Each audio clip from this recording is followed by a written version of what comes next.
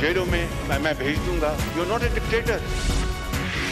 तुम तो सिर्फ कठपुतली हो, तुम्हारी तोरे तो कोई और हिला रहा है। जंग अभी जारी है, अभी हमें दायमी अमन की असल मंजिल पर पहुंचना है।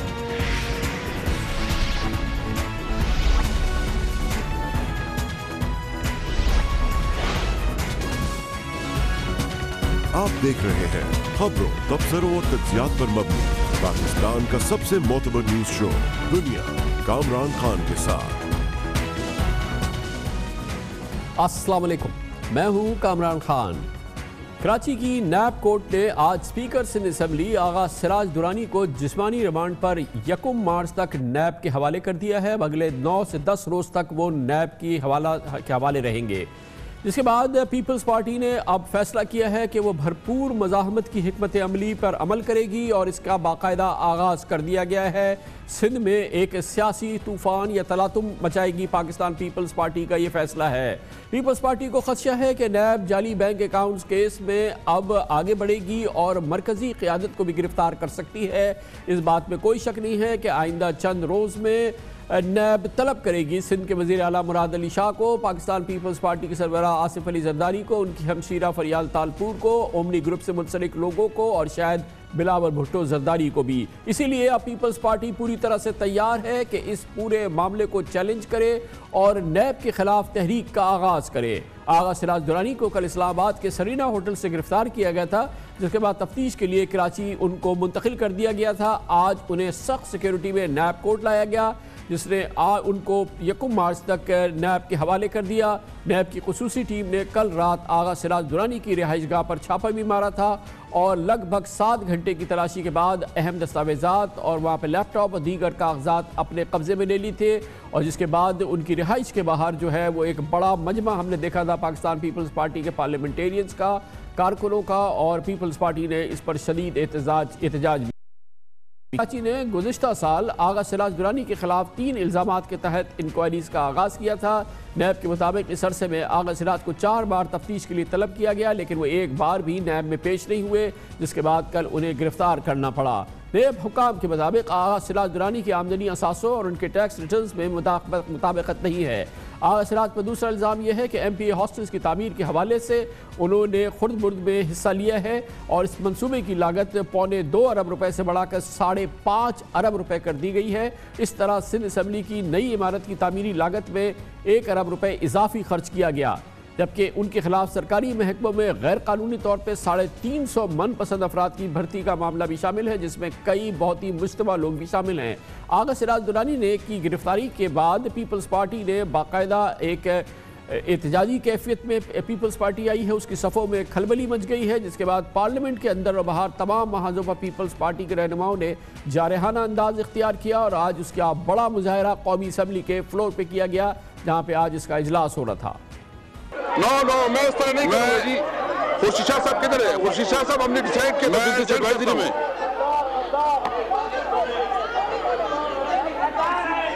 एडवाइजरी में हमने डिसाइड किया है, एडवाइजरी में हमने बिजनेस एडवाइजरी में डिसाइड किया था। The house is adjourned to meet again Friday, the 2nd February to meet again Friday, the 2nd February at 11 AM, please. Peoples party ने न सिर्फ ये कि कौमी असम्बली में बल्कि कौमी असम्बली के बाहर भी भरपूर अंदाज में एहतजाजी तहरीक का आगाज़ कर दिया है।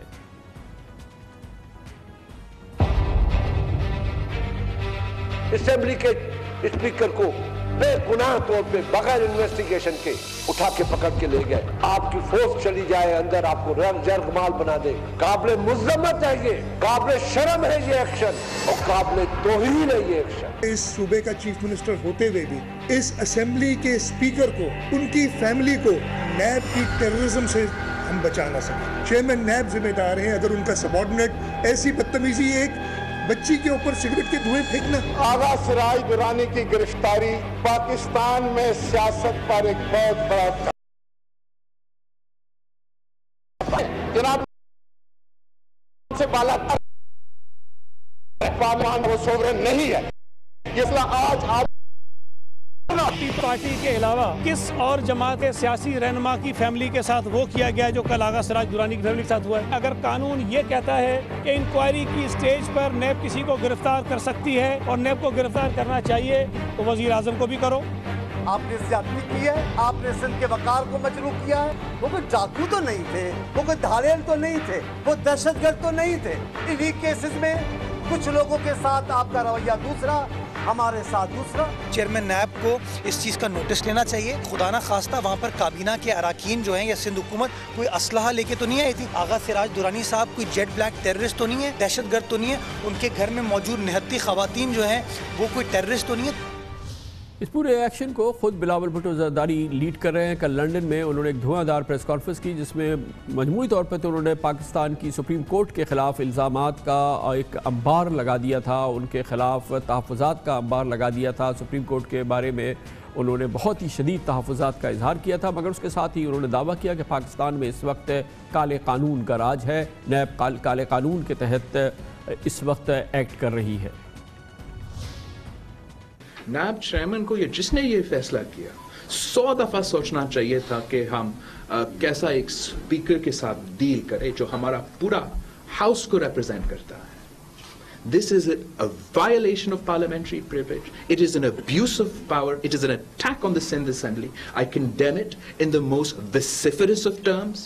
I demand that the Sindh Hukumat and the Sindh Assembly immediately call a session and produce the production orders for the Speaker of the Sindh Assembly, and the Speaker of the Sindh Assembly preside over a session of the Sindh Assembly to establish its writ.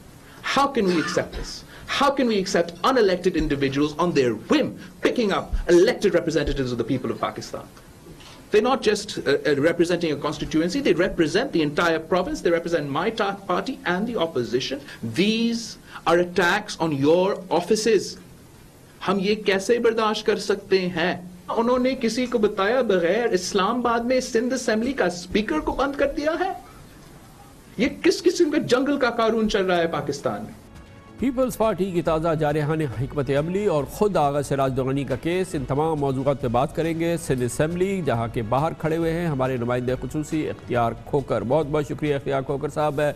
इस वक्त सियासी हवाले से Pakistan peoples party क्या कर रही है? ये जो कल स्ट्रेटजी बनी थी कि फ़ौरन इजलास बुलाया जाए, सिराज दुरानी साहब के प्रोडक्शन ऑर्डर हों, उसके तहत कल सिराज दुरानी साहब आ जाएंगे सिंध असम्बली में और फिर क्या वो फिर स्पीकर की नशिस्त पे बैठेंगे और फिर अगले 10 दिन जितने दिन उनका रिमांड है वो सिंध असम्बली में आया करेंगे। फ़िलहाल ये है क्या हिकमत अमली? जी खान साहब, इनकी तो हिकमत अमली काफ़ी सख्त है। पाकिस्तान पीपल पार्टी का आज यहाँ सिंध असम्बली में इनकी पार्लियामेंट्री पार्टी का इजलास हुआ था सैयद मुराद अली साहब की सदारत में। उसमें यही तय किया गया कि इजलास जो है वैसे 27 फरवरी को होना था, लेकिन उससे पहले कल बुलाया गया है। जो डिप्टी स्पीकर है रेहाना लिगारी साहिबा, उसने अपने इख्तियारात इस्तेमाल किए हैं और प्रोडक्शन आर्डर भी जारी कर दिया है आगा सिराज दुरानी का। अच्छा, हमारी जो इन्फॉर्मेशन है, मैंने जो नैब के जो ज़राए हुकाम से जो हमारी बात हुई है कि कल एक आम सवाल ये है कि आगा सिराज दुरानी को इस इजलास में पेश किया जाएगा या प्रोडक्शन आर्डर पर अमल होगा या नहीं होगा। तो हमारे ज़रा ये बता रहे हैं कि नैब हुकाम इस पर गौर कर रहे हैं कि आगा सिराज दुरानी को इजलास में लाने से पहले नैब हुकाम जा सकते हैं सिंध हाई कोर्ट में और ये जो प्रोडक्शन आर्डर है इसको चैलेंज किया जाएगा और कोशिश की जाएगी, इस बेस पे कहा जाएगा कि क्योंकि वो नैब के फ़िज़िकल उसमें कस्टडी में है और उससे पूछगछ जारी है, इसलिए ये जो प्रोडक्शन आर्डर है इस पर स्टे लेने की कोशिश की जाएगी। तो ये एक सुबह जो है जो हमारी इतला है कि इस पर ज़्यादा संजीदगी से गौर किया जा रहा है कि सुबह एक ये अहम डेवलपमेंट ये होनी है। अच्छा, अगर अदालत से इसके अलावा जो है, एक तो हो गई आगा सिराज दुरानी साहब की पर्सनल बात कि उनको स्पीकर में लाया जाए, पीपल्स पार्टी के ओवरऑल हिकमत अमली क्या है? क्योंकि अभी तो ये नैब का मामला शुरू हुआ है, मनी लॉन्ड्रिंग केस और फेक बैंक अकाउंट केस के अंदर इस बात पे कोई शक नहीं है कि मुराद अली शाह साहब और आसिफ ज़रदारी और फरियाल तालपुर, अब ये नैब के सामने इनको पेश होना है और ये पूरा मामला आगे जाना है। तो पीपल्स पार्टी तो उस पूरी तस्वीर को देखते हुए अपनी हिकमत अमली बना रही है ना?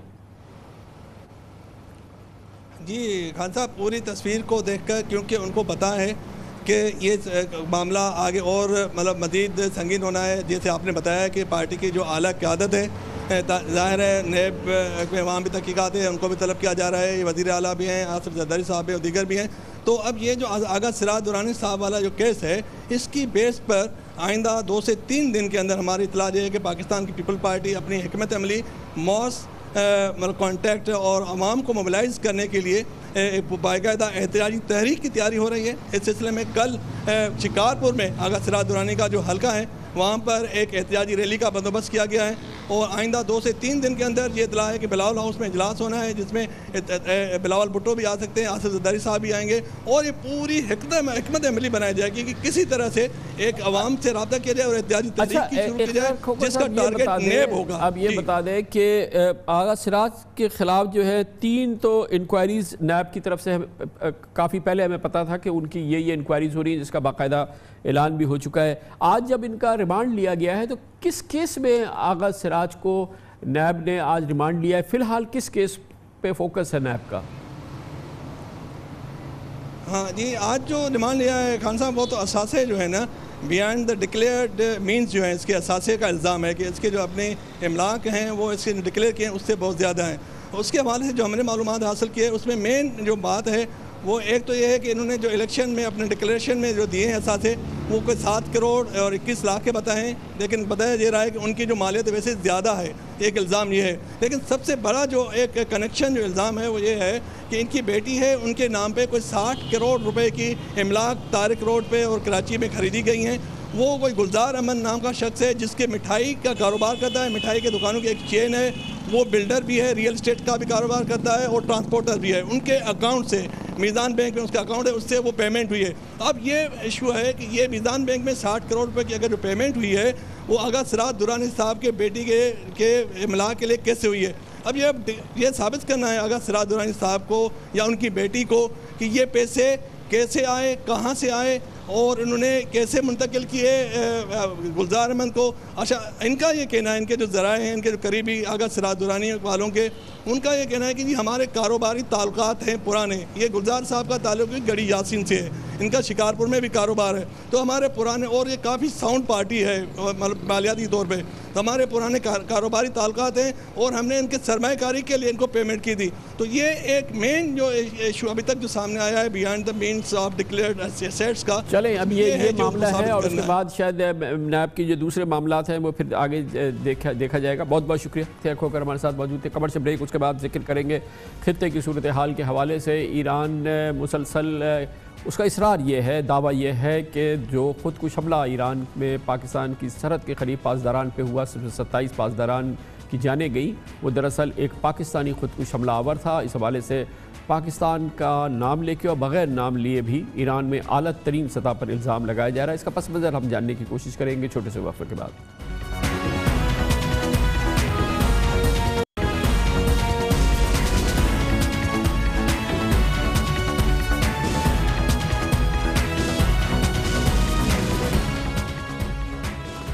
ایران کی جانب سے ایک ہفتہ قبل سیستان میں خودکش حملے کا الزام شروع میں تو پاکستان پہ لگایا گیا تھا، مگر اب یہ کہا گیا ہے کہ جو خودکش حملہ آور تھا دراصل وہ پاکستانی تھا. یہ دعویٰ ہے جو ایران کی جانب سے کیا گیا ہے، پاکستان نے اس پہ کوئی تبصرہ نہیں کیا ہے.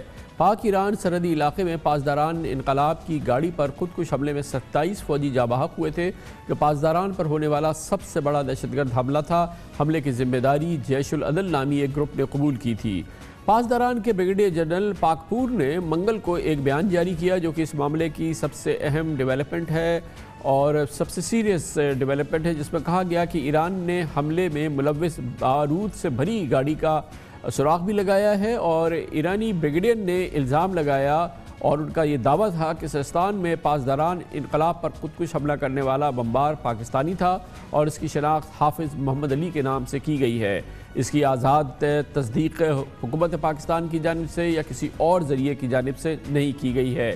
اس میں ایک اور ڈیولپمنٹ ہوئی ہے. اب ایران کے صدر حسن روحانی نے اتوار کو ایک خطاب کیا ہے اور کہا ہے کہ ہم پاسداران پر حملے کا بدلہ لیں گے. ایران پڑوسیوں کو بتانا چاہتا ہے کہ ہم دشمنوں کو پسپا کرنے اور اپنے دفاع کی حفاظت رکھتے ہیں. ہرمزگان ایک اہم اور اسٹریٹجک صوبہ ہے. دہشت گردوں کا کوئی ایمان نہیں. ان کے حملے میں ہمارے بارڈر گارڈز نے جام شہادت نوش کیا. اس کا بدلہ ہم ضرور لیں گے. حملہ آوروں کو کیفری کردار تک پہنچا کر چھوڑیں گے. ہم خطے میں تمام ملکوں کے ساتھ برادرانہ اور قریبی تعلقات چاہتے ہیں. ہم نے کبھی جاہریت یا اشتعال انگیز میں پہل نہیں کی، لیکن جب ہم پر حملہ ہوا تو ہم نے اپنے پڑوسیوں پر واضح کر دیا کہ ایران اپنا دفاع کرے گا اور دشمنوں کو شکست دے گا. دلچسپ بات یہ ہے کہ ایرانی وزیر خارجہ جواد ظریف نے ابتدائی طور پہ سیستان حملے کی ذمہ داری امریکہ پر ڈالی تھی اور 2 مشرق وسطیٰ کے ممالک پر، لیکن بعد میں ایرانی فوج کے سربراہ میجر جنرل محمد باقری اور پاسداران انقلاب کے کمانڈر میجر جنرل محمد علی جعفری نے حملے کا الزام پاکستان پر دھر دیا تھا. میجر جنرل باقری نے پیر کو کہا تھا کہ اگر دہشت گردوں نے پاکستانی سرزمین پر سرگرمیاں نہ روکی تو ایران اس کا جواب دے گا. جنرل باقری کا کہنا تھا کہ پاکستان دہشت گردوں کی پناہ گاہوں کو ختم کر دے یا ایرانی فوجوں کو اجازت دے کہ وہ پاکستان کے اندر کارروائی کریں. پاسداران کے کمانڈر میجر جنرل محمد علی جعفری نے ایک انٹرویو میں دھمکی دی تھی کہ ایران جانتا ہے کہ حملہ آور کہاں ہیں، اگر پاکستان نے ذمہ داری پوری نہیں کی تو ایران جوابی کارروائی کرے گا اور دہشت گردوں کو سزا دے گا.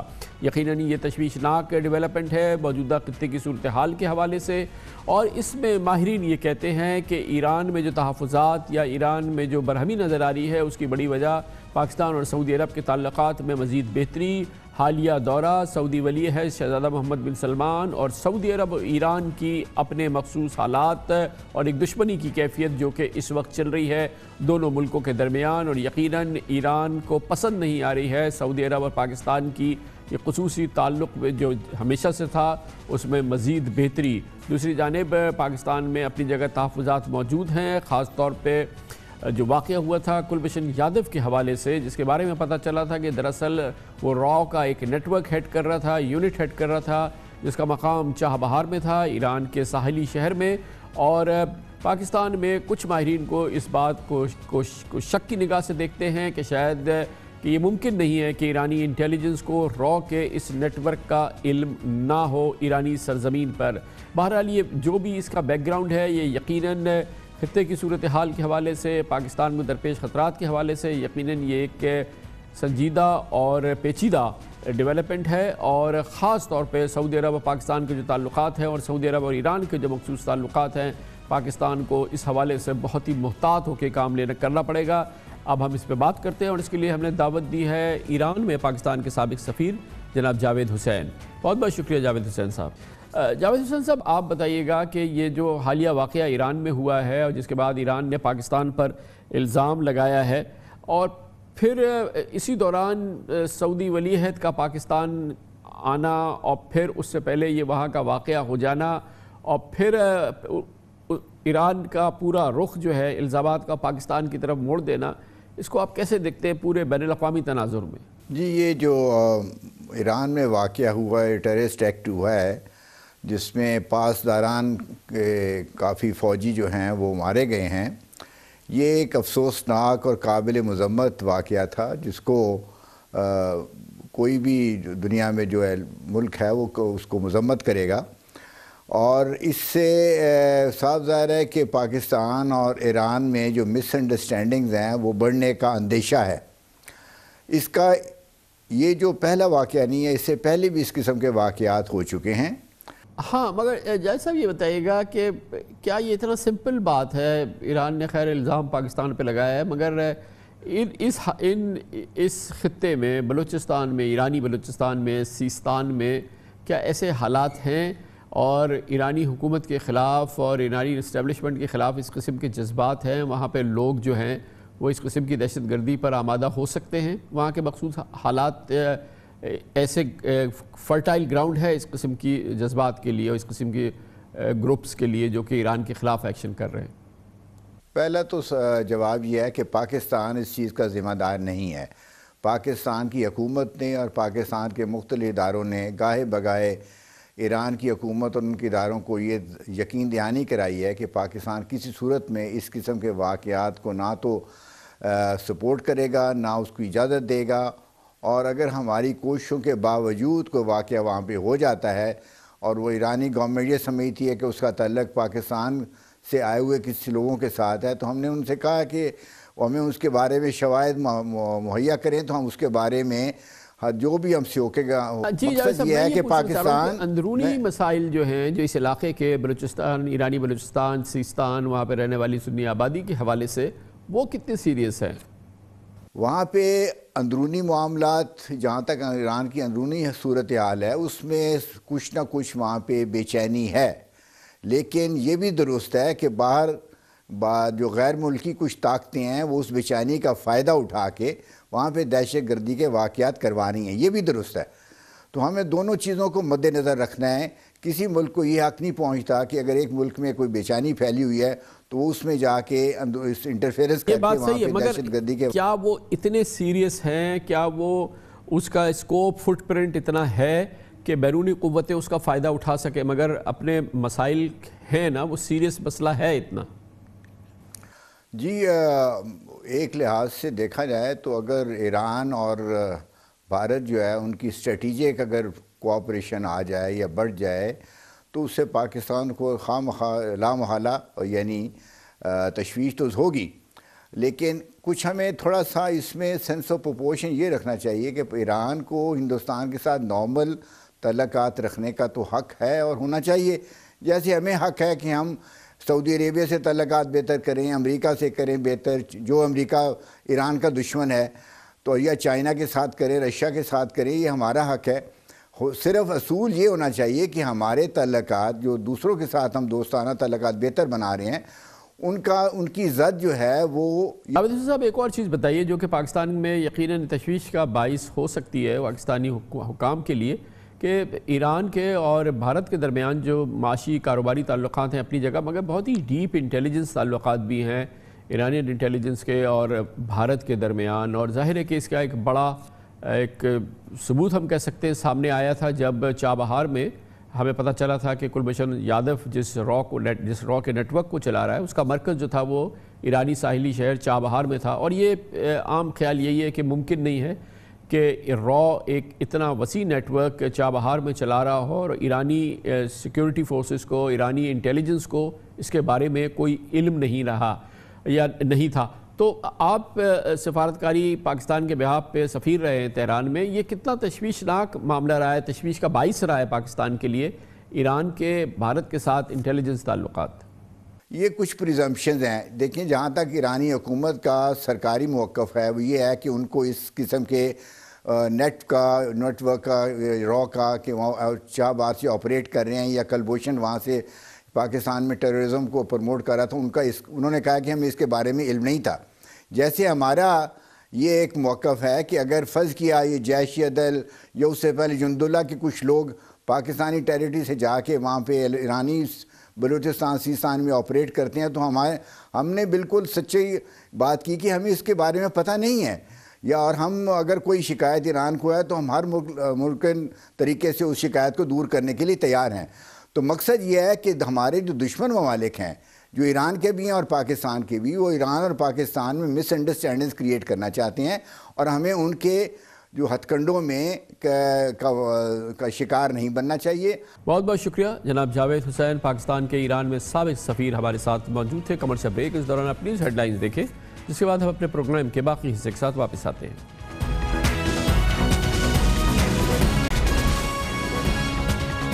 آپ دیکھ رہے ہیں خبروں، تبصروں اور تجزیات پر مبنی پاکستان کا سب سے معتبر نیوز شو دنیا، کامران خان کے ساتھ۔ پلوامہ واقعے کے پس منظر میں آج پاکستان کی سول اور فوجی قیادت نے مشترکہ اجلاس میں قومی سلامتی سے متعلق امور پر بہت اہم فیصلے کیے ہیں۔ یہ بھی طے پایا ہے کہ پلوامہ حملے کے تناظر میں بھارت کی کسی بھی ممکنہ جارحیت، کسی بھی ایکشن کی صورت میں کب کیسے جواب دیا جائے گا، اور وزیر اعظم عمران خان نے تینوں مسلح افواج کو کسی بھی بھارتی مہم جوئی کا فوری طور پر اور فیصلہ کن جواب دینے کا مکمل اختیار دے دیا ہے۔ پاکستان کے پاس اس حوالے سے ان گنت آپشنز ہیں۔ وزیر اعظم کو اور آج کے اس اہم اجلاس کو بتایا گیا کہ پاکستان کسی بھی قسم کی جارحیت، کسی بھی بھارتی ایکشن کا भरपूर अंदाज में और ऐसा मुंह तोड़ जवाब देने की पोजीशन में है कि भारत के शायद दांत खट्टे हो जाएंगे और उसकी हिम्मत ही ना हो शायद कि कोई इस किस्म की मुहिम जुई करे जो कि हकीकतन एक एक्शन समझा जाए पाकिस्तान के खिलाफ। पाकिस्तान की अफवाज इस सिलसिले में हर लिहाज से मुकम्मल तौर पे जो भरपूर अलर्ट की कैफियत है उसमें मौजूद है। ख़ास तौर पे पाकिस्तान की एयर फोर्स इस सिलसिले में भरपूर तैयारी के मोड में है। वज़ीर-ए-आज़म इमरान खान की ज़ेर सदारत कौमी सलामती की कमेटी का इजलास 3 घंटे से ज़ायद जारी रहा, जिसमें शुरका को पुलवामा वाक़ई के अलावा भारत का जो ऑप्शंस हैं, भारत जो कुछ कर सकता है, पाकिस्तान उसका किस किस जगह पे कैसे कैसे जवाब दे सकता है, उसका अहाता किया गया।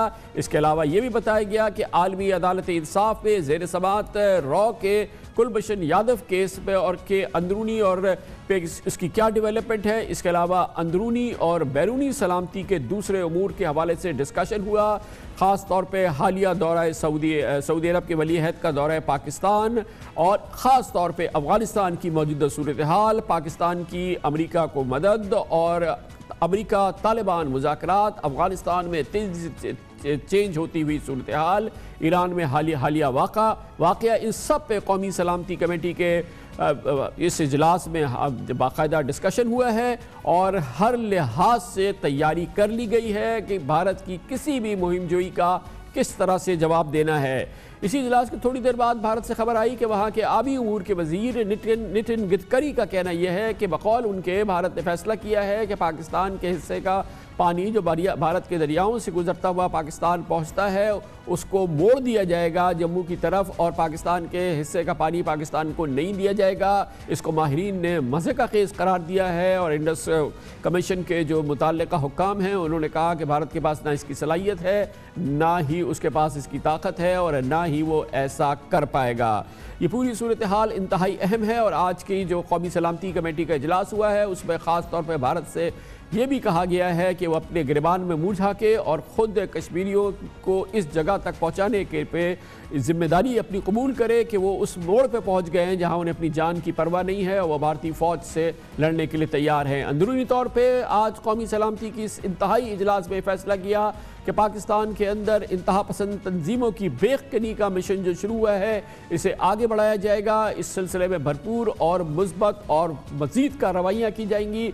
आज के इजलास में फ़ैसला किया गया कि फलाह इंसानियत और जमात दावा पर पाबंदी लगाई जाएगी और इस सिलसिले में जो इक़दाम करने हैं वो किए जाएंगे और वज़ारत दाखिला इन तमाम ऐसी तंजीमों को जिनको के प्रोस्क्राइब कर दिया गया है, जिन पर पाबंदी लगाई गई है, जो कलअदम करार दी जा चुकी हैं, उनके खिलाफ भरपूर कार्रवाई हो ताकि किसी अंदाज से भी दामे वर में सुखने वो नज़र ना आए कि वो एक्टिव हैं या वो किसी तौर पे भी मुतहर्रिक हैं। बहुत ही कलीदी मामलात हैं जिनको कि आज फाइनलाइज किया गया और हर लिहाज से कौम के लिए इत्मीनान, सुकून और फ़ख्र की बात है कि पाकिस्तान इस वक्त हर लिहाज से 100% तैयार है। इसी पर मज़ीद बात करते हैं और इसके लिए हमें ज्वाइन कर रहे हैं दिफाई उमूर के एक्सपर्ट हैं, तज़कियाकार हैं, पाक फ़ौज के साबिक 2 star general lieutenant general retired ग़ुलाम मुस्तफ़ा हमारे साथ मौजूद हैं। बहुत बहुत शुक्रिया जनरल साहब।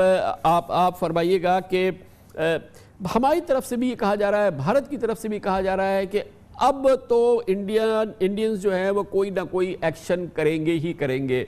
वो ऑप्शंस इंडिया में तो बेपनाह सर पैर के जो हैं वो मज़े का खेज़ ऑप्शंस की बात हो रही है, लेकिन रियलिस्टिकली क्या उनमें इतनी सख्त है कि वो कोई ऐसा ऑप्शन अप्लाई करे कि जिसका फिर पाकिस्तान को जवाब देना पड़े और फिर वो उसको सहने की सख्त उनमें है? आपके ख्याल में क्या इसमें क्या क्या ऑप्शंस उनके पास अवेलेबल हैं? देखिए, भारत का जो पागलपन है वो एक ऑल आउट वॉर तक की बात कर रहे हैं और उनके चंद एक जो आइडियोलॉग्स हैं एक्सट्रीमिस्ट वो ये कह रहे हैं कि हमें पाकिस्तान के न्यूक्लियर कैपेबिलिटी से डरने की ज़रूरत नहीं है बल्कि पाकिस्तान को सबक सिखाना चाहिए।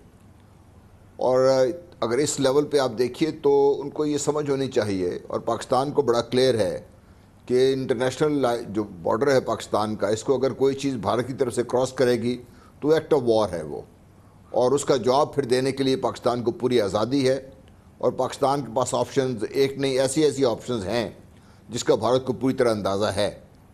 दूसरा, उनको ये कहा जा रहा है कि आप स्टैंड ऑफ वेपन्स इस्तेमाल कीजिए एयरफोर्स से اور بہاولپور اور برید کے یہ ایسے جگہ کو نشانے بنائیے جہاں پر ان کے مطابق یہ جو ٹیررسٹ لوگ ہیں وہ رہتے ہیں وہاں پہ. تو یہ تب بھی ایک ایسا ایکٹ ہے جو ایکٹ آف وار ہے پاکستان کے لیے. اس کے بعد پاکستان کو پھر کسی قسم کا کوئی پاکستان کے اوپر پابندی نہیں رہے. جنرل صاحب جو ایکشن ایکٹ آف وار نہیں ہے وہ ایکشن ہے جو لائن آف کنٹرول پر ہوتا ہے. وہ ہمارے جو اس وقت جو ایس او پیز ہیں اس میں وہ ایکشن جو ہے وہ ایکٹ آف وار تصور نہیں کیا جا سکتا. اس کے علاوہ ایئر فورس کی کوئی بھی ایئر اسپیس وائلیشن ہے اور پھر جو بارڈر پہ کوئی بھی ایکشن ہے تو وہ ایکٹ آف وار ہوگا. یہ تو بھارت کو اچھی طرح سے پتہ ہے.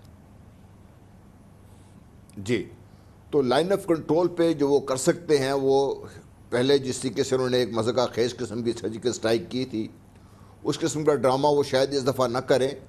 اور اس دفعہ ان کی کوشش یہ ہوگی کہ کوئی ایسا جگہ چن کر وہاں پر اپنا جو بھاری طوفان ہے اس کو استعمال کریں اور ساتھ کو لائن آف کنٹرول کہیں کراس کر کے پاکستان کی ایک آدھ چوکی کو تباہ کریں اور پھر اس کو دکھائیں کہ دنیا کو ہم نے پاکستان کو سبق سکھا دیا ہے. کیونکہ ان کی نظر میں اس کے علاوہ اور کوئی چیز رہ نہیں جاتی کہ پاکستان کو سبق سکھایا جائے اور پاکستان کو جو پاکستان کو کہتے ہیں ان کے مطابق ہٹ درمیوں سے باز کیا جائے. جنرل صاحب یہ فرمائیے گا, ایک امپورٹنٹ بات ہے, آپ نے بھی دیکھا ہوگا کہ وہاں بار بار یہ کہہ رہے ہیں کہ پاکستان کے بلف کو کال کریں, یعنی کہ پوری دنیا کو پہ جو تاثر ہے کہ یہ دونوں نیوکلیر آرمڈ اسٹیٹس ہیں اور کوئی بھی ایسا ایکشن جو کہ پاکستان سمجھے گا کہ جی کہ یہ ایکٹ آف وار ہے جس کی آپ نے ڈیفینیشن بھی دی ہے, پاکستان رسپونڈ کرے گا اور وہ اپنے تمام آپشنز اپلائی کر سکتا ہے بشمول نیوکلیر. اس وجہ سے کوئی جنگ نہیں ہوگی. تو بھارت میں جو یہ ایکسٹریمسٹ ہیں یا جو بھی ان کے ملٹری اسٹریٹجسٹ ہیں وہ کہہ رہے ہیں اس بلف کو کال کریں اور آپ ایکشن کریں. پاکستان نہیں کرے گا یہ آپشن اپلائی. دیکھیے ان کو یہ غلط فہمی ہی مار جائے گی. ان کو یہ بھی کہا جا رہا ہے کہ آپ اپنے جو میزائلز ہیں ان کو استعمال کریں, اور میزائل پہ لکھا تو نہیں ہے کہ یہ اٹامک وار ہیڈ کیری کر رہا ہے یا کون سا وار ہیڈ کیری کر رہا ہے. وہ بھی ایک پاکستان کے لیے پھر ریئیکشن جو ہے پاکستان کا تو کسی سٹیج پر بھی کسی سے بھی ہو سکتا ہے. وہ یہ جو بھی بات جب کرتے ہیں وہ دو چیزیں بھول جاتے ہیں. نمبر ایک کہ جو ہماری فورسز کی پلیسمنٹ ہے وہ ایسی ہے کہ وہ شاید سرجیکل اسٹرائک کرنے کا سوچیں گے تو پاکستان اس سے بہتر اور بہت اچھی سرجیکل اسٹرائک ایسی جگہ پہ کر سکتا ہے جو بھارت کو بہت زیادہ نقصان دہ ہوگا. ان کو اندازہ ہے اس چیز کا. پاکستان کی فورسز ریڈی ہیں, پلیسڈ ہیں. ان کی فورسز آلریڈی کشمیر میں پھنسی ہوئی ہیں, پھر چین کے ساتھ بارڈر پہ پھنسی ہوئی ہیں. تو بھارت کو یہ پاگل پن مہنگا پڑے گا جس طریقے سے بھی انہوں نے کوشش کی اس کی. اچھا جنرل صاحب, جیسے کہ ہم نے اندازہ لگایا کہ جی کہ وہ لائن آف کنٹرول پہ آ سکتے ہیں, کسی ہماری چوکی کو ڈیمالش کر سکتے ہیں یا ایفرٹ کر سکتے ہیں, یا کوئی ہیوی آرٹلری جو ہے وہ شاید استعمال کریں اور ہماری طرف گولے پھینکیں یا کچھ کریں. لیکن اسی طرح سے ہمیں بھی پتہ ہے کہ ہم کیا کچھ ان کے لیے کر سکتے ہیں, اور جس وزن کا ان کا ایکشن ہوگا اس وزن کا ہمارا جواب جو ہے وہ ہمارے پاس بھی تیار ہے, جیسا کہ ابھی آپ نے بتایا. تو اور پھر پرائم منسٹر نے بھی کہا ہے کہ وہ اتنا تیار ہے کہ ہمیں سوچنے کی بھی ضرورت نہیں ہوگی, اور تو ادھر سے بٹن دبے گا تو ادھر سے بھی بٹن دب جائے گا فوراً. جی, اس پہ تو لائن آف کنٹرول پہ اگر کوئی ایکشن کرتے ہیں تو وہاں پر بھی جو میری اطلاعات ہیں کہ ہماری فوج پوری طرح تیار ہے. ان کائنڈ نہیں, ان کائنڈ پلس جواب دینے کے لیے تیار ہے. جو بھی وہ کریں گے وہ ان سے اس کو پلس ہی جواب ملے گا اس کا. اس میں بھارت کو کوئی شک رہ نہیں جانا چاہیے.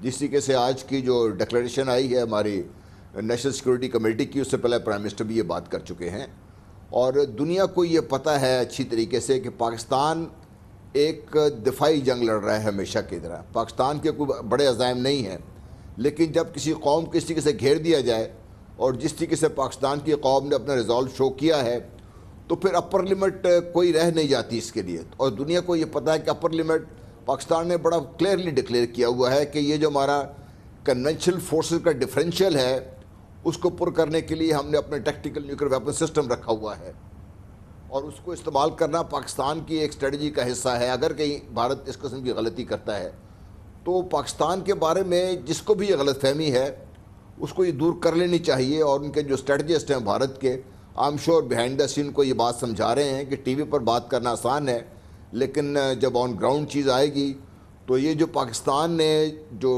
فورس ڈفرینشیل کو کور کرنے کے لیے جو ایک سسٹم بنا کے رکھا ہوا ہے وہ خطرہ ہے جو بھارت کو مول لینا ہے अगर लेना चाहता है वो। बहुत बहुत शुक्रिया लेफ्टिनेंट जनरल रिटायर्ड गुलाम मुस्तफ़ा हमारे साथ मौजूद थे और याद दिला रहे थे भारत को कि पाकिस्तान ने भारत को पूरी दुनिया जानती है, मानती है कि पाकिस्तान और भारत के दरमियान जो पाकिस्तान की पोजीशन है वो दिफाई जंग की है और पाकिस्तान ने जो अपना न्यूक्लियर टेक्टिकल वेपन्स का जो भी स्टॉक पाइल किया है वो उसी दिन के लिए किया है कि अगर पाकिस्तान पे हमला होगा तो पाकिस्तान फिर कुछ और जिस हमारे किया जाएगा जानते हैं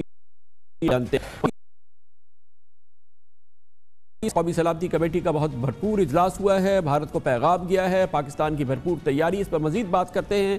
एक बार फिर हमें ज्वाइन कर रहे हैं हमारे साथ पाकिस्तान के मुअज़्ज़ज़ वज़ीर ख़ारजा जनाब मखदूम शाह महमूद कुरैशी। बहुत बहुत शुक्रिया मखदूम साहब। आज की इस बहुत ही अहम इजलास के बाद जो हमने देखा कौमी सलामती कमेटी की मीटिंग हुई है, उसके बाद एक प्रेस रिलीज भी सामने आया है, लेकिन ऑब्वियसली ये 3 घंटे का अहाता चंद सत्रों ने किया है। यकीनन ये पाकिस्तान के लिए एक बहुत ही पॉलिसी साज का ये फोरम था और इसमें तमाम फैसले यकीनन इस सिलसिले में हो चुके हैं और भारत को मैसेज लाउड एंड क्लियर जा चुका है। आपके हवाले से या अब हमारा पैगाम जो है वो पहुंच चुका है भारत को? जी यकीनन, क्योंकि भारत ने आपने देखा कि पिछले दिनों में कुछ इस किस्म के बयानात दिए और जब उनके वजीर आजम ने ये फरमा दिया कि मैंने अपनी अफवाज को फ्री हैंड दे दिया है और जब वहां से ये इशारे मिलने शुरू हुए कि हम पाकिस्तान को सबक सिखा देंगे और वहाँ जिसे कहते हैं ना रिवेंज और बदले की एक कैफियत दिखाई दी, तो पाकिस्तान को और फिक्र करना था कि हमें क्या करना है। तो हमने कोशिश की कि मामलात को डी एस्केलेट किया जाए और डी एस्केलेशन के लिए हमने सफारती अपनी कार्रवाई की। मैंने अक़वाम मुत्तहिदा के सेक्रेटरी जनरल को खत लिखा और उन्हें कहा कि वो अपना किरदार अदा करें डी एस्केलेशन के लिए। और हमने मुख्तलिफ मिशंस में जो हमारे सफारतकार हैं उन्हें भी हमने ब्रीफ किया अपने पॉइंट ऑफ व्यू से और यहाँ भी मुख्तलिफ एनवॉयज को बुलाकर पाकिस्तान का नुक्ता नज़र पेश किया। लेकिन इसके साथ साथ आज नेशनल सिक्योरिटी कमेटी ने ये भी फैसला किया कि अगर भारत हमारी माकूल तजावीज़ के बावजूद, मिसाल के तौर पर हमने कहा कि मुज़ाकरात के लिए हम तैयार हैं, हमने कहा कि अगर आपके पास एक्शनेबल एविडेंस है तो उस पर हम आपके साथ इन्वेस्टिगेशन में तावन करने के लिए तैयार हैं।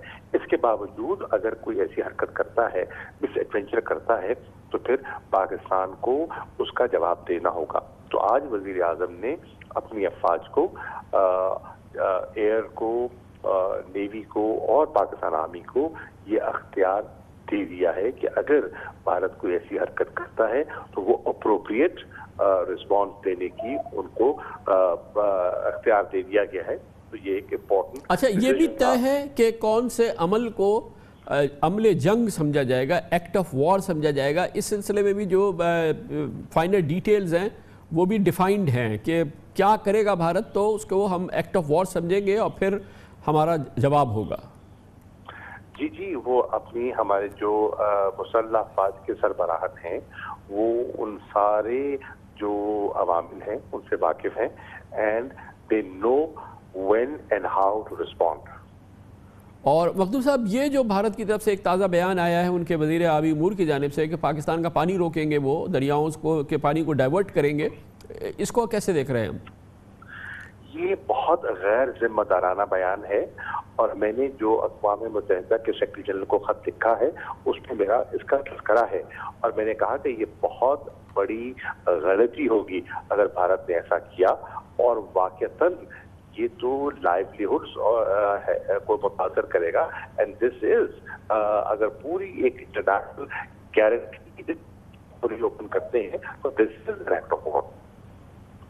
इसको हम क्या ट्रीट करेंगे? क्या ये वो अमल है जिसे को हम एक्ट ऑफ वॉर तस्लीम करेंगे? हम इसको किस तरह से, अगर वाकई इस पे अमल हो जाता है, चाहे वो उनकी सकत है, करे ना करे, ताकत है, कैपेबिलिटी है या नहीं, लेकिन अगर ऐसा हो जाता है तो देखिए, पहली बात तो ये है कि ये इसका वर्ल्ड बैंक को नोटिस लेना चाहिए, इस किस्म की धमकियों का वर्ल्ड बैंक को नोटिस लेना चाहिए, क्योंकि वो इस ट्रीटी का गारंटर है और उन्हें फिल फॉर भारत से वजाहत तलब करनी चाहिए।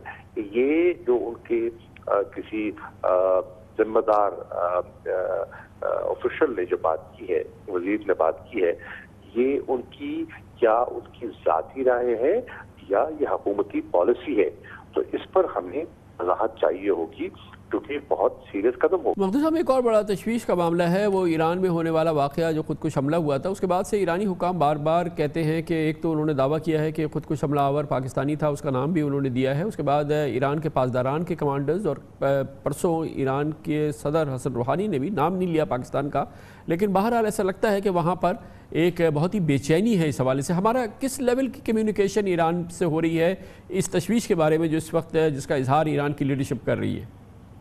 देखिए, जो ईरान का वाक़या हुआ हमने उसकी मजम्मत भी की है और ईरान के साथ हमारा राब्ता भी है। मेरी उनके वजीर खारजा से टेलीफोन पर तफसीली गुफ्तगू भी हुई। हमने अपने ऑपरेशन लेवल पे हमने सीनियर लोग ईरान भेजे हैं। उनके जो रेवोल्यूशनरी गार्ड की जो क़यादत है उनके साथ राब्ता भी हुआ है और हमने फैसला किया है एक दूसरे के साथ ताउन करने का। इंशाल्लाह उनकी जो तशवीश है, तशनकी है, उसको हम दूर करेंगे। और माजी में भी हम एक दूसरे के साथ ताउन करते आए हैं। जब उनके कुछ लोग अबडक्ट हुए थे तो पाकिस्तान ने पूरी कार्रवाई की थी, उनमें से 5 लोगों को बाजियाब करा के उनके हवाले किया था।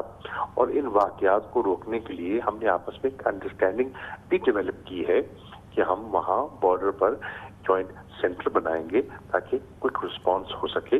तो हमारा उनके साथ राब्ता भी है और इंशाल्लाह हम उनके साथ कोऑर्डिनेट करके उनके साथ मुकम्मल तावन करेंगे। मखदूम साहब, ये ज़ल्मे खलीलज़ाद को इस वीक अपने ये पीस टॉक्स को आगे बढ़ाने के लिए रीजन में आना था, पाकिस्तान को आना था। कुछ इस किस्म की खबरें आ रही है कि ये कुछ इसमें इंटरप्शन आ गई है, कोई इसमें तातुल पैदा हो गया है। क्या वो प्रोग्राम के मुताबिक पाकिस्तान नहीं आ रहे, कब आएंगे, क्या इस बारे में लेटेस्ट है? जी, जो 18 तारीख को तशरीफ लानी थी वो नहीं तशरीफ ला सके, टेक्निकल वजूहात थी, कुछ ट्रैवल की दिक्कतें हो रही थी। जो साहिबान आते हैं गुफ्तगू के लिए उनकी ट्रैवल क्लियरेंस के लिए कुछ टेक्निकल हिजेज होती हैं जिनको दूर करना होता है, लेकिन इंशाल्लाह वो टॉक्स चलेंगी और इसमें मुझे कोई दूसरा ऑप्शन दिखाई नहीं देता। दोनों तरफ ये ख्वाहिश भी है और कोशिश भी है कि गुफ्तगू शुरू से मामला को आगे बढ़ाया जाए और मैं उम्मीद करता हूँ कि इंशाल्लाह आइंदा नशिस्त भी होगी और जो 25 को फरवरी को दोहा में नशिस्त होनी है वो भी इंशाल्लाह होगी। गोया कि 25 फरवरी वाली जो नशिस्त है वो अपने प्रोग्राम के मुताबिक हुई, गोया कि तातुल नहीं है, अगले 2-3 दिन में ये मुज़ाकरात तालिबान और अमेरिका के दोबारा शुरू हो जाएंगे। जी, मुझे तो इसकी तवक्को है।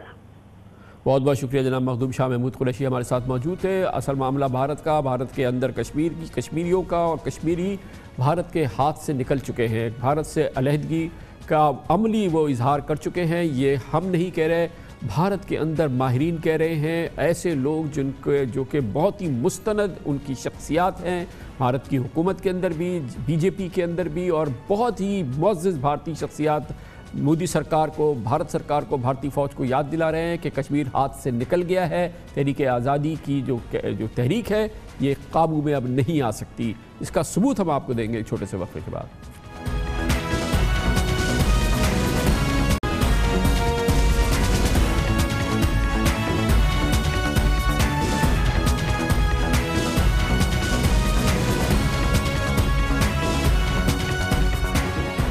पुलवामा हमले के बाद से भारत की सरतोड़ कोशिश ये है कि भारतीयों की फोकस किसी सूरत में भी इस फैक्ट पर, इस हकीकत पर ना रहे कि दरअसल ये हमला मकबूजा कश्मीर में ही पैदा होने वाले कश्मीरी नौजवान ने किया, भारतीय फ़ौज पे हमला किया। हर लिहाज से 100% ये मकबूजा कश्मीर के अंदर की कार्रवाई थी, दूर दूर से इसका कहीं से और से ताल्लुक़ नहीं था।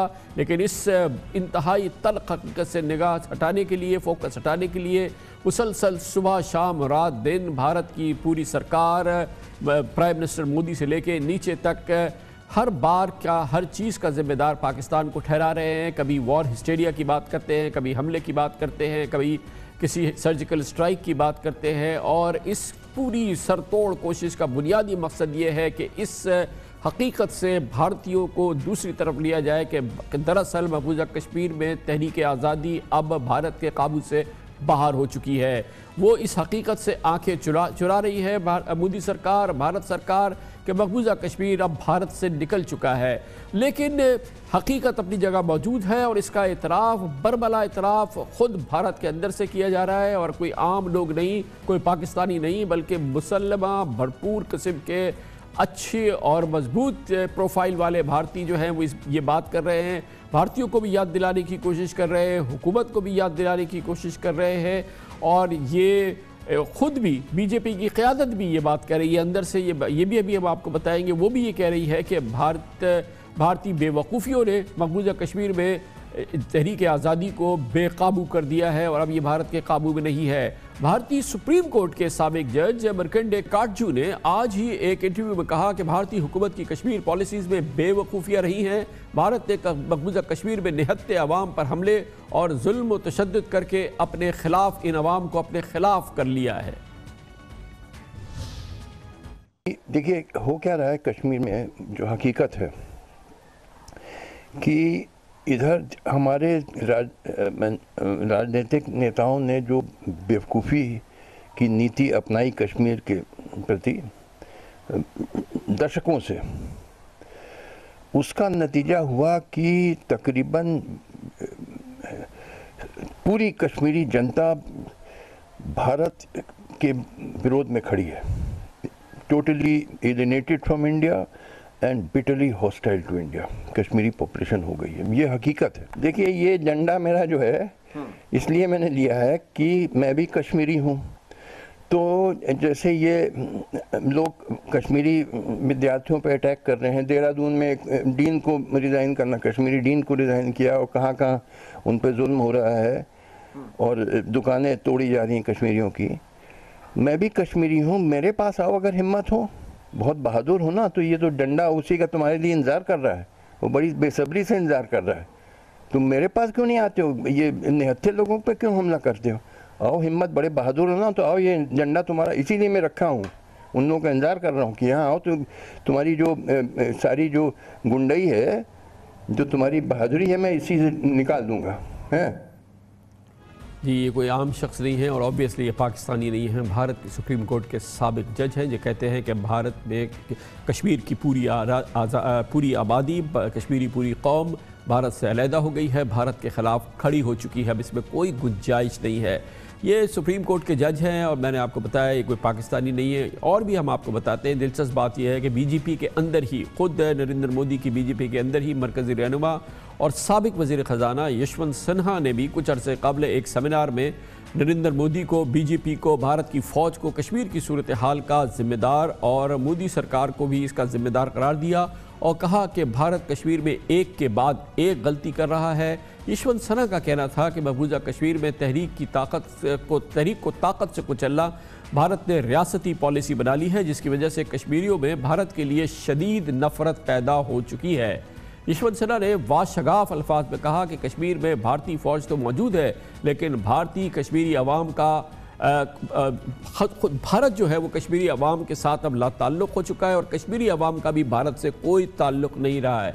हम आपको बताते चलें कि यशवंत सिन्हा भारत के इंतहाई अहम सियासतदान हैं। 1990 से 91 तक और फिर 98 से 2002 तक वो भारत के वज़ीर ख़जाना रहे, जबकि 2002 से 2004 तक वज़ीर ख़ारजा के ओहदे पर यशवंत सिन्हा फाइज रहे। यशवंत सिन्हा ने नरेंद्र मोदी के इक़्तिदार में आने के बाद बीजेपी की इंतहा पसंदा पॉलिसीज़ के ख़िलाफ़ एहतजाज के तौर पर पिछले अप्रैल में पार्टी छोड़ी थी, लेकिन उनके बेटे जयंत सिन्हा इस वक्त भी मोदी काबीना में वज़ीर ममलिकत बराए हवाबाजी के ओहदे पर फाइज हैं। अब आप सुन लीजिए कि यशवंत सिन्हा साहब भारत के दो टॉप जर्नलिस्ट के साथ बातचीत में, एक जानिब नामवर सीनियर सहाफ़ी शेखर गुप्ता मौजूद है, दूसरी जानिब ज्योति मल्होत्रा, और कश्मीर की सूरत हाल के बारे में यशवंत सिन्हा साहब क्या कह रहे हैं, भारत के लिए, मोदी सरकार के लिए, नरेंद्र मोदी के लिए सुनना लाजिम है। I think we have made one mistake after another as far as our policy on Jammu and Kashmir is concerned, and I will not disclose the name of the person with whom I had a discussion in government on this, but I was told that there is a doctrine of state, and that doctrine of state is use force to quell any rebellion. So they are using force. And I'll tell you all the visits that I made to Jammu and to the valley. And I traveled around. We were not confined to one place. I told you how the Nepalese hate India. The hatred in the minds of the people of the valley is far stronger than that in Nepal. We have ruined our relationship with the people of Jammu and Kashmir, especially the Kashmir Valley. And I don't know how much time it is going to take for that to be repaired. And I'd also like to tell you, and I'm very proud of saying this, that the one person who is still respected in Jammu and Kashmir is Atal Bihari Vajpayee. And he followed the policy of insaniyat, not of force. What happened in Pulwama recently? Do you think that all adds to the glory of the Indian state in the minds of the people of Kashmir? So are we losing Jammu and Kashmir? We have lost. There is no question of losing. We'll hold on to Jammu and Kashmir only by dint of the fact that we have our armed forces there. We have lost the people. बहुत ही अहमियत की बात यह है कि यशवंत सिन्हा साहब जब पुलवामा का जिक्र कर रहे हैं तो ये पुलवामा का हालिया वाक़या नहीं है। पुलवामा का एक और वाक़या अब से 3 महीने पहले हुआ था और वो मुख्तसर वाक़या था, लेकिन उसको लेके यशवंत सिन्हा साहब ने ये बयान दिया है। लेकिन जो उनकी प्रेडिक्शन थी, उनका कहा था कि कश्मीर निकल गया है भारत के हाथ से, कश्मीरी भारत के शदीद दुश्मन हो गए हैं, उसका सबसे बड़ा सबूत चंद दिन पहले सामने आया। और इस तरह से यशवंत सिन्हा साहब की पेशिंग हुई, उनका ये तज्जिया जो है वो हर्फ ब हर्फ 100% बिल्कुल 100% सही साबित हुआ है। भारत के लिए ये भी सोचने की ज़रूरत है ये कि मुल्क के अंदर ही, बीजेपी के अंदर ही सुप्रीम कोर्ट के जज हो, उसके सीनियर रहनुमा हो, उसको आईना दिखा रहे हैं। भारत बाहर भी अपना केस हार रहा है और कल भारत की सरजमीन पर यह बड़ी दिलचस्प डेवलपमेंट थी जब सऊदी वली है शहजादा मोहम्मद बिन सलमान ने भारत के टेलीविज़न चैनल को इंटरव्यू देते हुए ज़ोर दे के कहा कि सऊदी अरब चाहता है कि कश्मीर के मसले का हल अक़वाम मुत्तहिदा की करारदाद के मुताबिक हल किया जाए, यानी कि वह मौक़िफ़ 100% वो मौक़िफ़ जो पाकिस्तान का मौक़िफ़ है, जिसको दोहराया सऊदी अरब ने कल भारत की सरजमीन पर। Mr. Foreign Minister, how does Saudi Arabia, how does Riyadh see Kashmir at the moment? Do you see it from the lens of the Pakistanis? Do you see it from the Indian lens? How do you see Kashmir? We have said that there are United Nations resolution with regards to Kashmir that Saudi Arabia supports. We have urged that the two countries sit at the negotiating table and resolve those issues amicably in a way that preserve the interests of the Kashmiri people as well as the interests of India and the interests of Pakistan. ताज़ा तरीन सूरत हाल जैसा कि यशवंत सिन्हा कह रहे थे, जैसा कि supreme court के जज जिनको अभी हमने आपको सुनाया वो कह रहे थे कश्मीर भारत के हाथ से निकल गया है और अब पुलवामा के वाक़े के बाद पूरे भारत में कश्मीरी मुसलमानों के साथ जिस तरह से जुल्म किया गया है, उनको तालीमी इदारों से निकाला गया है, उनको छुपने में मजबूर किया गया है, वो एक और बहुत बड़ी आग है जो कि भारत में भड़क उठी है। कश्मीरी नौजवानों के साथ जो कुछ किया गया है पूरे भारत में, सिर्फ वादी में नहीं बल्कि जम्मू में नहीं बल्कि पूरे भारत में, उस हवाले से हम आपको दिखाते हैं कि कश्मीरी नौजवानों पे क्या गुजर रही है। मगर ये बात बहुत अहम है कि कश्मीरी नौजवानों की अगर कोई मदद कर रहा है तो वो भारत के सिख हैं और वो रियासतें जहाँ पर सिख अक्सरियत में हैं वो कश्मीरी नौजवानों की मदद को आए हैं और उनको तहफ़्फ़ुज़ फराहम कर रहे हैं। मगर भारत में ये आग पूरी क़ुव्वत से भड़क रही है। मौजू पे मज़ीद बात करते हैं और इसके लिए हम जाएंगे श्रीनगर, जहाँ पे मौजूद हैं मुमताज़ सीनियर सहाफ़ी, BBC से ताल्लुक़ है जनाब रियाज़ मसरूर। बहुत बहुत शुक्रिया रियाज़ मसरूर साहब, आपने हमें ज्वाइन किया है। ताज़ा तरीन सूरत हाल बताइएगा श्रीनगर की, वैली की इस वक्त क्या सूरत हाल है पुलवामा के 2 वाक़यात के बाद? जी देखें, पहले तो ये है कि जिस तरह का वाक़या हुआ है ये कश्मीर में मुसल्लह शूरिश की 30 साला तारीख़ का अपनी नौइयत का पहला वाक़या है और जैसा कि देखने में आया है जब भी इस तरह के वाक़यात होते हैं तो भारत की कई रियासतों में ख़ास तौर से शुमाली हिंदुस्तान में ایک ہائپر نیشنلزم کا ویو چلتا ہے اور اس سے کشمیریوں کو کافی دقت ہوتی ہے، کیونکہ پچھلے 20 سال سے جیسا کہ آپ جانتے ہیں جموں کشمیر کے نیچرل روٹس جو ہیں وہ بند ہیں، اور واحد راستہ جو دنیا کے ساتھ ملتا ہے وہ جموں سری نگر شاہراہ ہے، اور وہاں سے ہو کے یہاں کے کشمیری جو ہیں بھارت کے کئی پیشہ ورانہ کالجوں میں یا تعلیمی اداروں میں ایڈمیشن لیتے ہیں یا وہاں کاروبار کے سلسلے میں جاتے ہیں۔ تو پچھلے 20 سال میں ہزاروں کی تعداد میں کشمیری جو ہیں وہ کشمیر سے لے کے کنیا کماری تک تقریباً ہر ریاست میں مقیم ہیں، چاہے تجارت کے سلسلے میں ہو یا تعلیم کے سلسلے میں ہو۔ لیکن پرسوں جب یہ واقعہ ہوا، یعنی 14 فروری کو جب یہ واقعہ ہوا، تو اس کے بعد ایک ویو چلا اور ایک جینوفوبک ریئیکشن ہوا جس میں کشمیریوں کو ہراساں کیا گیا، ان کو مشکلات کا سامنا رہا، بلکہ آگرہ جسے پوری دنیا میں محبت اور شفقت کا مرکز کہا جاتا ہے، وہاں بھی ایک ہوٹل میں ایک بورڈ آویزاں کیا گیا اور یہ کہا گیا کہ کشمیریز آر ناٹ الاؤڈ، یعنی کشمیریوں کو اجازت نہیں ہے اس ہوٹل میں رہنے کی۔ اور کئی ایسی شکایات بھی آئیں، بلکہ کچھ سٹوڈنٹس تو واپس بھی آ گئے ہیں جن سے ہم نے بات کی ہے، وہ بانڈی پورہ یا بارہمولہ سے ہیں، اور انہوں نے کہا کہ ان کو کس طرح سے کیمپسز میں پیٹا گیا۔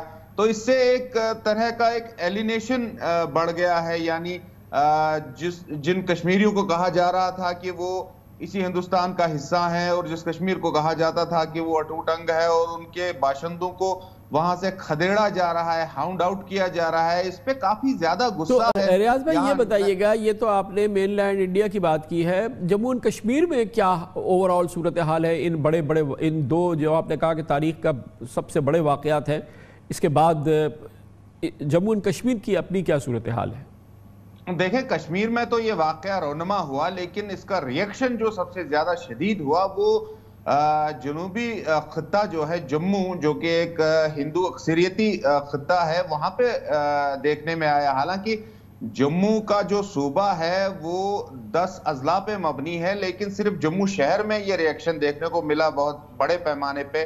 جموں میں کافی زیادہ کشمیری مسلمان مقیم رہتے ہیں، خاص طور سے سردیوں میں۔ یہاں تو دربار منہ کا ایک کلچر ہے جو کہ مہاراجہ ہری سنگھ نے پیدا کیا ہے کہ سردیوں میں حکومت کا دارالحکومت جو ہے وہ جموں میں رہے گا اور گرمیوں میں سری نگر میں رہے گا، اور اس کی وجہ سے جو ہے لاکھوں کشمیری مسلمان جو ہیں ملازم ہوں، تاجر ہوں یا سٹوڈنٹس ہوں، وہ جموں میں رہتے ہیں۔ تو جو ہی یہ واقعہ ہوا تو جموں میں اچانک ایک ہڑتال کی کال دی گئی وہاں کے تاجر طبقے کی طرف سے، اور اس کے بعد وہاں پہ ریلیز نکالی گئی، اور وہ ریلی جو ہے بہت ہی مشتعل مظاہرین تھے۔ جب وہ گجر نگر کی طرف گئے اور انہوں نے وہاں پہ، چونکہ وہ بہت ہی مسلم کنسنٹریٹڈ ایریا ہے، وہاں پہ وہیکلز تھیں مسلمانوں کی، اور یہ تو سابق وزیر اعلیٰ عمر عبداللہ نے آن ریکارڈ کہا ہے کہ وہاں کے جو بلوائی تھے وہ نمبر دیکھ دیکھ کے گاڑیوں کو جلا رہے تھے، یعنی جو گاڑی کشمیری کی ہے اس کو جلا رہے تھے۔ اس کے بعد حکام نے کرفیو نافذ کیا، جس سے جو ہے حالات قدرے قابو میں آ گئے، اور 5 دن تک یہ کرفیو جاری رہا۔ لیکن وہاں پہ مقیم مسلمانوں کی جو حالت ہے، جو خوف ہے، اس کا اندازہ اس بات سے لگایا جا سکتا ہے کہ ان کو ایک مسجد میں رکھا گیا، جو بہت بڑی مسجد جموں میں ہے، بٹھنڈی علاقے میں، جس میں 10,000 کی کیپیسٹی ہے، 6-7 ہزار مسلمان وہاں مقیم تھے، اور ان کو حکومت نے اور پولیس کی گاڑیوں میں جو ہے وہ سری نگر لایا جا رہا ہے۔ تو اس طرح سے اب تو وہاں کرفیو پر ریلیکس بھی کیا گیا ہے، لیکن یہ جو خوف اور یہ جو خدشات کی لہر ہے وہ اس قدر ہے کہ وہاں سے آنے والے لوگ بات کرنے کے تیار نہیں ہیں۔ یہ جو 2 واقعات اس کا فال آؤٹ جو ہے یہ پوری ویلی میں کس طرح سے نظر آ رہا ہے؟ جو انڈین فورسز ہیں ان کا کیا ایکشن ہے؟ عام عوام جو ہیں وہ کس کیفیت میں ہیں؟ کاروبار کا، دکانوں کا، دوسرے معمولات زندگی کا کیا حال ہے پوری مقبوضہ سری نگر اور اس کی پوری ویلی کے اندر؟ دیکھیں یہ ہماری بڑی بدقسمتی ہے، جب ہم بیرونی دنیا سے بات کرتے ہیں تو ان کو لگتا ہے کہ جموں کشمیر ایک ایسا علاقہ ہے جو مطلب اپنی وحدت کے اعتبار سے، جغرافیہ کے اعتبار سے بالکل نزدیک ہے، لیکن سری نگر اور جموں کے بیچ 300 کلومیٹر کا فاصلہ ہے، اور وہ بھی ہمالیائی پہاڑیوں سے ہوتا ہوا جاتا ہے۔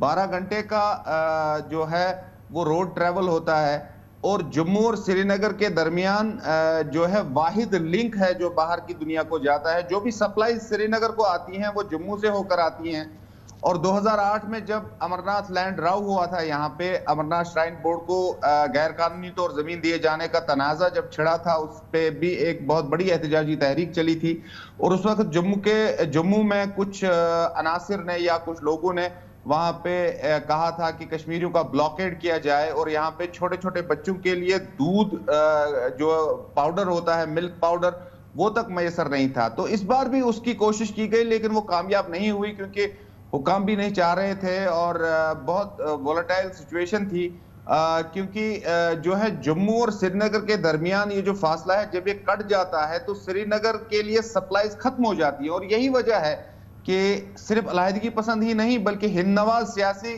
حلقوں سے بھی یہ آوازیں اٹھ گئیں کہ راول پنڈی کا راستہ کھول دیا جائے یا مطلب اسکردو کا راستہ کھول دیا جائے، جو کہ نیچرل روٹس ہیں کشمیر کے، جو اس کو باہری دنیا سے ملاتے ہیں، کیونکہ 47 کے بعد جو کشمیر کا باہری دنیا سے راستہ ہے وہ جواہر ٹنل اور سری نگر جموں کے درمیان محدود ہو کر رہ گیا ہے، اور جب بھی کچھ اس طرح کے ٹینشنز ہوتے ہیں تو یہ راستہ جب بند ہو جاتا ہے تو کشمیر لینڈ لاکڈ ہو جاتے ہیں، یعنی اپنے ہی ایریا میں مقید ہو کے رہ جاتے ہیں۔ اب اس وقت کاروبار کی، دکانوں کی، عام مارکیٹس کی، اسکولوں کی، کالجز کی، آفیسز کی، پرائیویٹ بزنسز کی کیا حالت ہے؟ جی دیکھیں، ٹینشنز تو بہت ہیں، تناؤ بہت ہے، کیونکہ جو جموں کا ریجن ہے اس میں 2014 میں بھاجپا کو 25 سیٹیں ملی ہیں، ان کا ایک اثر و نفوذ ہے وہاں کی کانسٹیچوئنسیز پہ، تو ظاہر ہے وہاں پہ کافی زیادہ تناؤ ہے، اور یہی وجہ ہے کہ یہاں کی انتظامیہ نے، حالانکہ 25 تاریخ کو اسکول اور کالجز کھلنے تھے، تعطیلات کو، سرمائی تعطیلات کو 5 مارچ تک مؤخر کر دیا گیا ہے، اور جو سپلائیز ہیں وہ تو آ رہی ہیں، لیکن جو جموں میں لائف ہے وہ بہت ہی جو ہے مشکلات کی دوچار ہے، کیونکہ آج پہلی بار ان کو پورے دن کی کرفیو کی ڈیل دی گئی لیکن رات کا کرفیو جاری ہے، اور وہاں پہ ہزاروں کی تعداد میں آج بھی مسلمان ہیں، کیونکہ میں آپ کو بتا دوں کہ جموں کشمیر حکومت میں 6.5 لاکھ ہے تعداد سرکاری ملازمین کی، اور اس میں 70% کشمیری جو ہیں وہاں دربار منہ کے ساتھ جاتے ہیں، تو یہ بہت بڑا کرائسس ہے، لیکن شکر اللہ کا یہ ہے کہ اس نے کوئی اگلی ٹرن نہیں لیا، سوائے اس کے کہ وہ جو بلوائیوں نے گاڑیاں جلا دی اور اس کے بعد حکام نے کرفیو نافذ کر دیا، اس سے حالات پہ قابو پایا جا سکا، لیکن نفرتوں کی جو دیواریں چڑھائی جا رہی ہیں اس سے بہت بڑا مطلب مسئلہ پیدا ہو گیا، اور اس کا ذکر آج سابق وزیر اعلیٰ عمر عبداللہ نے بھی کیا، اور انہوں نے یہ آن ریکارڈ کہا کہ ایک منصوبہ بند سازش کے تحت کشمیری مسلمانوں کو نہ صرف جموں بلکہ بھارت کی دیگر ریاستوں میں بھی ہراساں کیا جا رہا ہے۔ اچھا، جو آپ اوورآل جو سیکیورٹی موومنٹ ہے، ٹروپس موومنٹ وغیرہ، یہ نارمل سے زیادہ ہے اس وقت پلوامہ کے واقعے کے بعد، اور سیکیورٹی فورسز کا، فوجوں کا کوئی آنا جانا اور اس قسم کی ایکٹیویٹی کچھ پہلے سے زیادہ ہے؟ پیٹرولنگ، کوئی ریڈز، کوئی اور اس قسم کی کوئی چیزیں؟ جی دیکھیں، جب سے پلوامہ کا واقعہ ہوا ہے تب سے پلوامہ ضلع میں گرفتاریوں کا سلسلہ تو جاری ہے، اور وہاں وہ سلسلہ پہلے سے ہی جاری تھا، کیونکہ میں آپ کو بتا دوں کہ برہان وانی کی ہلاکت کے بعد جو ایک نئی ملیٹنسی کا دور شروع ہوا جس میں اعلیٰ تعلیم یافتہ لوگ جوائن کر رہے تھے، تو اس کے بعد چونکہ جنوبی کشمیر جو جموں کے ساتھ لگتا ہے اس میں 4 اضلاع ہیں، اننت ناگ، پلوامہ، شوپیان اور کلگام، تو وہاں پہ اکثر آئے دن رات دن جو ہے وہ تلاشیوں یا کریک ڈاؤنز کا سلسلہ جاری رہتا ہے، لیکن پلوامہ اٹیک کے بعد چونکہ سیکورٹی فورسز پہ کافی زیادہ دباؤ ہے، اور اس کے صرف 3 روز بعد ایک اور جھڑپ ہوئی تھی جس میں کافی زیادہ نقصان ہوا تھا بھارتی فوج کا، جس میں 3 عسکریت پسند بھی مارے گئے تھے جن کا تعلق فوج اور پولیس کے مطابق جیش محمد کے ساتھ تھا۔ تو ظاہر ہے یہ سلسلہ تو جاری رہے گا اور فوج آپریشن کرتی رہے گی، اور فوج کا آپریشن جاری ہے، اور پرسوں بھی، کل بھی ہم نے دیکھا کہ فوج کے کور کمانڈر نے کہا کہ یہ جو آپریشن آل آؤٹ ہے یا جو تلاشی کارروائیاں ہیں وہ جاری رہیں گی، اس لیے فوج کا موومنٹ جو اس حوالے سے ہے یعنی لوکل ملیٹنسی کو کرب کرنے کے حوالے سے وہ تو جاری ہے، لیکن بارڈر پہ یا شمالی کشمیر میں لائن آف کنٹرول کے ارد گرد ہم نے ایسا کوئی موومنٹ نہیں دیکھا جس سے کوئی ان یوزول ٹروپس موومنٹ کہا جائے۔ بہت بہت شکریہ ریاض مسرور، سینئر صحافی ہیں، بی بی سی کو مقبوضہ جموں کشمیر میں ریپریزنٹ کرتے ہیں، نمائندے ہیں، کورسپونڈنٹ ہیں بی بی سی کے، اور سری نگر سے یہ پہلی بار تفصیلی ماحول جو ہے یہ سامنے آیا ہے پلوامہ واقعے کے بعد۔ آپ نے دیکھا کہ کشمیری جو ہیں وہ پورے بھارت میں انتہائی غیر محفوظ ہیں، شدید ہراساں ہیں اور ایک بہت ہی غیر یقینی کی کیفیت ہے جس سے وہ دوچار ہیں، اور یہ پوری کیفیت جو ہے یہ پورے بھارت میں پھیلی ہوئی ہے۔ مقبوضہ جموں و کشمیر کی حالت کتنی نازک ہے، دگرگوں ہیں، یہ ابھی آپ نے دیکھ لیا، اور بھارت کے اندر اس سلسلے میں معزز لوگ، بھارت کے بڑے بڑے جو شخصیات ہیں وہ بھارت کو کیا کہہ رہے ہیں کہ کشمیر ہاتھ سے نکل گیا ہے اور کشمیریوں نے اب بھارت سے علیحدگی کا حتمی اور آخری فیصلہ کر لیا ہے۔ بھارت سے بے پناہ نفرت ہے کشمیری اور اس کا وہ اظہار کر رہے ہیں، اور بھارت کے بڑے بڑی جو شخصیات ہیں وہ اس کو کنفرم کر رہے ہیں۔ اس کے ساتھ ہی ہمارے آج کے پروگرام کا اختتام ہوتا ہے۔ کل آپ سے پھر ملاقات ہوگی انشاءاللہ۔ کل تک کے لیے کامران خان کو اجازت، اللہ حافظ ناصر۔